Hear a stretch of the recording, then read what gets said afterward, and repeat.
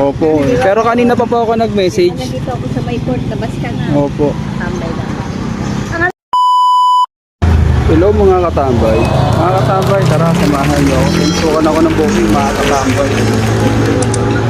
Medyo malayo. Dalawa ang order ng customer. Dalawang customer ang deliver ko.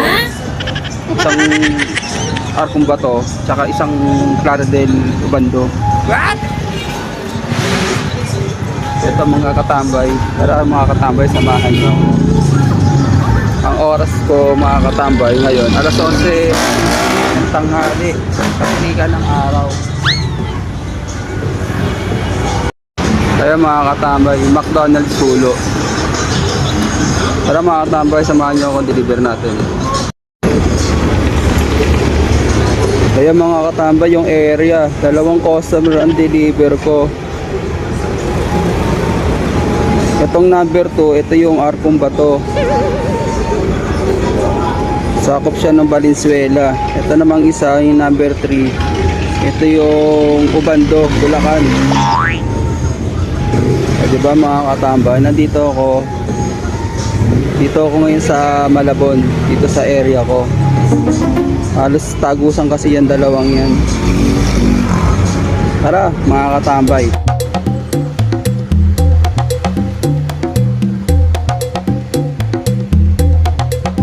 Ito yung simbahan ng Dampalit, oh. Dito na ako damaan, talagang dito rin ang way ko. Kasi halos ito yung nagdudukong sa Malabon, Valenzuela at Bulacan. Wow! Makahabaan na to, itong diretso na to sa may barangay Dampalit.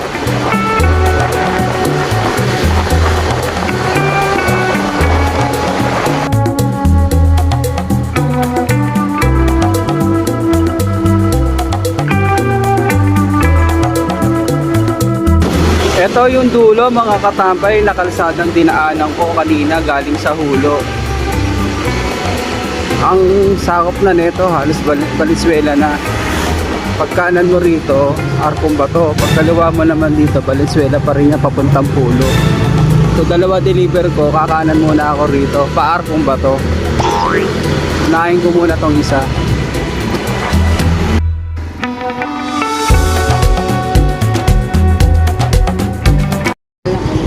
Opo. Pero kanina pa po ako nag-message. Nandito ako sa may court, labas ka na. Opo. Tambay lang. Natawagan ko lang mga katambay yung una kong customer. Halos hindi kasi sumasagot sa mga message eh.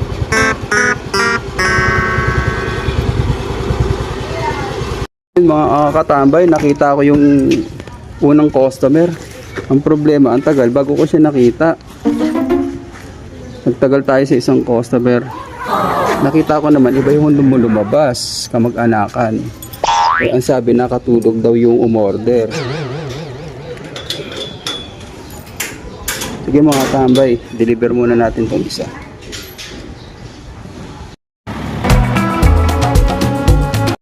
Malapit na tayo mga katambay sa pangalawang customer ko. Dito na tayo mga katambay sa Ubando.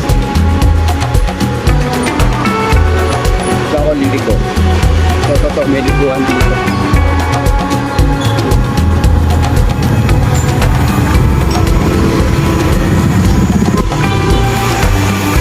Paano mga katambay, saglit lang ha, deliver ko lang to. Ay, tayo nyo to. Sige po. Yes! Okay na mga katambay, nakita ko yung isang customer. Hindi ko gaya ng isang customer kanina. Hirapan ako.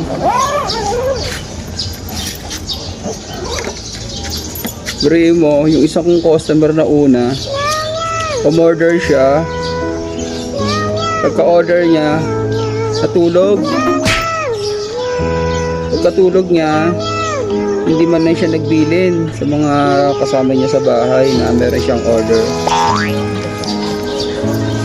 Ngayon si rider, nahirapan niya maghanap kasi hindi niya malaman kung kanino niya bibigay yung order. Ang problema ko dun sa isang customer na una mga katambay, tama naman yung pin location niya tsaka yung drop off ng order. Nga lang, sa lahat ng mga message ko at tawag at sa regular call na tawag, hindi rin sumasagot. Nag-out of coverage area. Ngayon, pagdating ko doon, tinagtanong ko sa mga kapitbahay yung pangalan, hindi kilala. Hindi kilala yung pangalan. Tapos, pinagtanong ko naman yung address, tinuturo sa akin ng mga tao doon sa dulo. Pero yung pin niya nandun sa may bungad. Yun yung unang customer. Ngayon, inabot na ako ng siguro mga 15 minutes. Napilitan akong bumalik doon sa may pin. Umatok na ako sa may malaking gate. Doon pala yung yung deliver ko sa unang customer. Ngayon, lumabas yung nakatira doon. Kapatid niya daw yung umorder. Nice! Problema, pagka-order nung kapatid niya, hindi man lang siya nagbilin sa mga kasama niya sa bahay. Dapat man lang, bago siya natulog, nagbilin man lang siya sa mga kasama niya sa bahay para alam ng mga kasama niya na meron paparating na deliver sa kanya. Paano masabi? Siyempre, update pa naman yan, bayad niya na. Siyempre, ang hirap din sa mga ganoon. Kaya sa mga customer namin na umu-order sa Grab, pakisuyo na lang po. Pagka umorder po kayo or meron kayong gagawin, ibilin nyo na lang po. Ibilin nyo na lang sa mga kasama nyo sa bahay na meron kayong delivery na abatan para alam din naman ng mga tao nyo dyan sa kasama nyo sa bahay na meron kayong paparating na order o deliver.